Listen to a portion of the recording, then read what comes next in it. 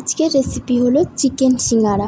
অনেকেই শুনেছো যে আলুর পুর দিয়ে সিঙ্গারা হয়, বাট আজকের কিন্তু অন্য রকমভাবেই সিঙ্গারাটা তৈরি করব।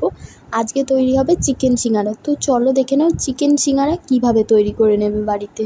আর খেতেও কিন্তু হেভি হয়। তো প্রথমে আমি চিকেন সিঙ্গারার জন্য পেঁয়াজ কুচো করা নিয়ে নিয়েছি এবং এখানে চিকেন নিয়েছি কিছুটা পরিমাণ, সেটাকে একদম কুচো কুচো করে নিয়েছি, মানে কিমা বলতে পারো। আর এদিকে গ্রেট করে নিয়েছি আলু, আদা, রসুন, লঙ্কা এবং অল্প পরিমাণ টমেটো নিয়ে নিয়েছি কুচো করা।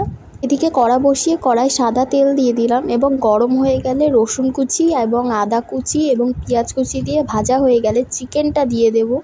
চিকেনটা দিয়ে দেওয়ার পরে আবার একটু ভাজা হয়ে গেলে তখন আমি দিয়ে দেবো যে আলুটা গ্রেট করে রেখেছিলাম এবং টমেটো, ধনেপাতা যা যা আছে সব কটা এবার দিয়ে দেবো। দিয়ে ভালো করে নেড়ে চেড়ে নেব। দেখো এবার আমি ভালো করে নেড়ে চেড়ে নিচ্ছি চিকেন আলু যাতে প্রত্যেকটা পুর একদম ভালো করে মাখানো হয়ে যায়। ভাবে দেখো একদম ভালো করে মাখিয়ে নেবে। তারপর দিয়ে দেবো যখন হলুদ এবং কিছুটা পরিমাণ লঙ্কার গুঁড়ো এবং স্বাদ অনুযায়ী নুন দেবে এবং অল্প জিরের গুঁড়ো দেবে। দিয়ে ভালো করে আবারও ভালো করে নেড়ে নেড়ে নিতে হবে যাতে মশলাগুলো চিকেন আলু প্রত্যেকটা জিনিসের মধ্যে লেগে ভালো করে মিশে যায় একদম। এই সিঙ্গাড়াটা একবার তোমরা বাড়িতে বানিয়ে দেখবে, এটা কিন্তু ভীষণ ভালো হয় খেতে। আলুর পুরের তো খেয়ে দেখেছো, বাট এইটা খেয়ে দেখবে, এটা কিন্তু অসাধারণ লাগে। এদিকে আমি কিছুটা পরিমাণ ময়দা মেখে রেখে দিয়েছিলাম, সেই ময়দাটাকেই এবার আমি গোল গোল করে বেলে নিচ্ছি।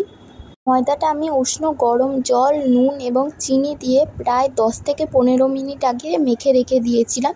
ততক্ষণে আমি এই পুরটা বানিয়ে নিয়েছিলাম। তারপর 10 থেকে 15 মিনিট বাদে এসে এরকম গোল গোল করে লেচির মতন করে তাকে মধ্যিখান থেকে কেটে নিয়েছি। দেখো একদম মাঝ বরাবর কেটে নেওয়ার পরে যেই সোজা অংশটা আছে তার মধ্যে অল্প পরিমাণ জল লাগিয়ে তার যেই মাছ বরাবর আছে তার মাছ বরাবর ঠিক তার মধ্যে থেকে এরকম দুই সাইড থেকে ভাঁজ করে নিয়ে একটা মানে কোন টাইপের তৈরি করে নিয়েছি। দেখো তার মধ্যে এবার পুরটা দিয়ে দিলাম।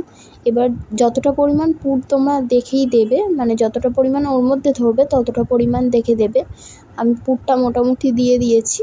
পুর দেওয়া হয়ে গেলে দেখো বেশি পরিমাণ পুর দেবে না, তাহলে ফেটে বাইরে বেরিয়ে যাবে। তারপর সাইড থেকে আস্তে আস্তে করে এরমভাবে চেপে দেবে। দেখো এটা অনেকটা সিঙ্গারার মতন শেপ চলে এসেছে। এইভাবে আমি প্রত্যেকটা সিঙ্গারা একই স্টেপে তৈরি করে নিয়েছি। এই পদ্ধতিতে আমি প্রত্যেকটা সিঙ্গারা রেডি করে নিয়েছিলাম। তারপর এদিকে আমি একটা কড়া বসিয়ে তার মধ্যে একটু ডুবো তেলেই যেহেতু সিঙ্গারা ভাজতে হয় তাই আমি বেশি পরিমাণ তেল দিয়ে দিয়েছিলাম এবং তেলটা যখন দেখবে মিডিয়াম গরম হয়ে এসেছে, একদম হাই মানে একদম বেশি গরম করে নেবে না, যখন মিডিয়াম গরম হয়ে আসবে তখন সিঙ্গারাগুলোকে ছেড়ে দেবে। তারপর আস্তে আস্তে ভেজে নেবে। আর একটা কথা, যখন সিঙ্গারাগুলো তোমরা ভাজবে তখন লো টু মিডিয়াম আঁচে রেখে ভেজে নেবে, না হলে কিন্তু সিঙ্গারাগুলো যদি পুড়ে যায় তাহলে কিন্তু কারোরই খেতে ভাল লাগবে না। দেখো আমার সিঙ্গারাগুলো আস্তে আস্তে লালচে কালার হয়ে একেবারে সিঙ্গারাতে একদম তৈরি হয়ে গেছে। তো আমি একে একে তুলে নিচ্ছি।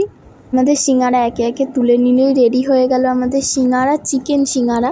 দেখো সার্ভও করে দিয়েছি চিকেন সিঙ্গারা। কেমন লাগলো এই ভিডিওটা বলো আর বাড়িতেও বানিও।